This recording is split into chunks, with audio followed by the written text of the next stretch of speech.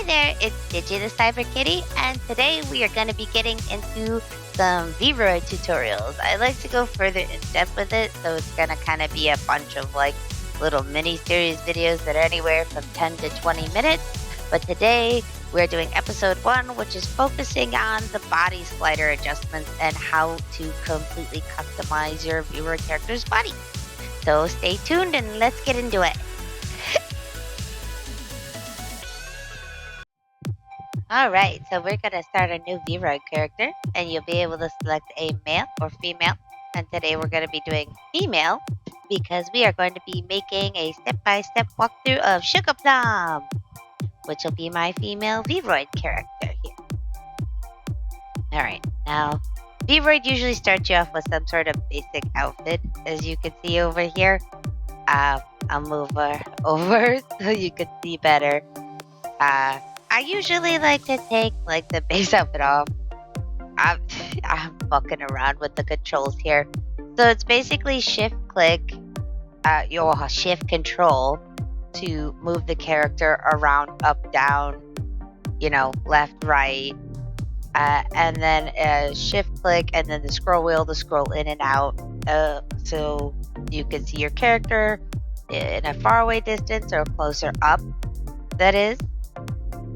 And generally, I like to start by setting the underclothes so I can see the body, so I can kind of work on that first. So what we're doing here is I'm just going to take off the shirt. Don't worry, there's no adult content here today. Anyway, I'm kind of basically showing you in the tabs how to take off the, the shirt, the shorts, the shoes.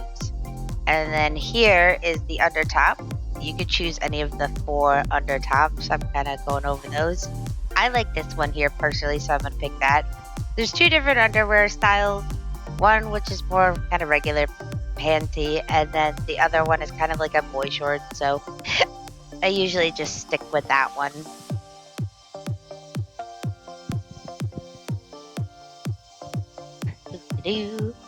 And now we are going to move on to the body section, because that is what we are going over today. Now this is an area where you can change the skin colors. You can pretty much make your V-roid character any color you want in any shade of that color. So it goes to all spectrums, which is pretty cool and customizable of this system. And as you can tell, there's a lot of sliders. So I'm going to be showing you what those do kind of fairly quickly. And then I will be adjusting it for my specific V-roid character.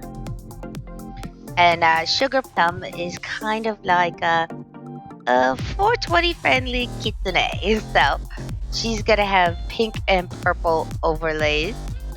I'm just kind of adjusting the skin color right now to be kind of a more pale tone with pink.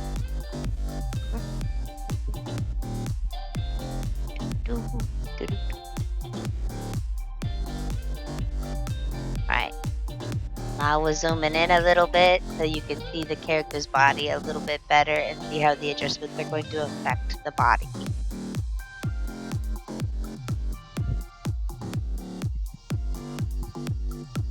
Alright, the first one we got here is like the height, and there's a feminine and masculine for everything.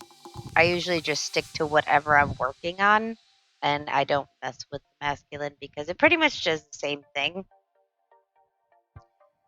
And the body size makes it even bigger or taller, which I'm not quite sure why that's there, because it doesn't really make the body any fatter or skinnier. And then you've got the head adjuster. We can make them an oversized chibi. And if you ever mess up, those little boxes on the side that I'm clicking on and hitting 0 in just kind of resets it. So pretty easy to fix. So no biggie if you don't like what you see. And then we got the neck length adjuster, neck thickness, and neck width. All just kind of make subtle changes for the most part, but there's some where it gets a little extreme. Zooming in again. Alright. I think I had to adjust the color here. She was just too pink. make it more of a natural tone. I might get into making like an alien Vroid character in the future. That would be fun. Anyway, so you get the collarbone effect right there, and as you can see, it affects whether you get those little collarbone lines right by your neck. So whether you want that definition or not, is kind of what that's doing. That softens the collarbone. Adam's apple is usually on male characters just to kind of give them more of a gruffness. You got a nice shoulder width there. Oh, and the values here, you're not strictly limited to stay within the values. You can actually type in the box beyond that if you want them to be more or less extreme. So if you want bigger or smaller jabales. All right, which is what we're going to move on to next is the chest size here. She's going to have a fairly average small chest size, I'd say. So nothing too crazy. Not like me.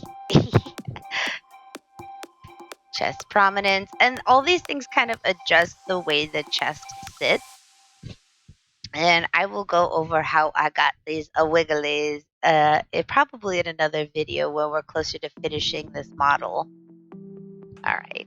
And now I swing her back around to the front here so you could actually see how the chest split works, because it kind of decides where they kind of lay and how far apart they are. And then we've got things like arm length and finger size, if you can see it here. I'm kind of in the way, my bad. All right, and then we've got torso length.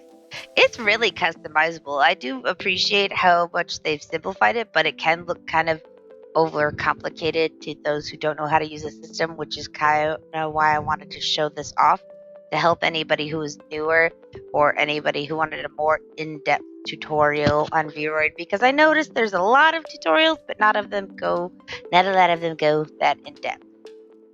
And you even have foot sizes for those of you that care about that anyway. Otherwise, you can make everything pretty average, but there's no booty adjusters, sadly. Oh, you're so... God damn it! God damn it, I am always fucking up my goddamn face emotes. I really need to just write them down and tape it to my computer.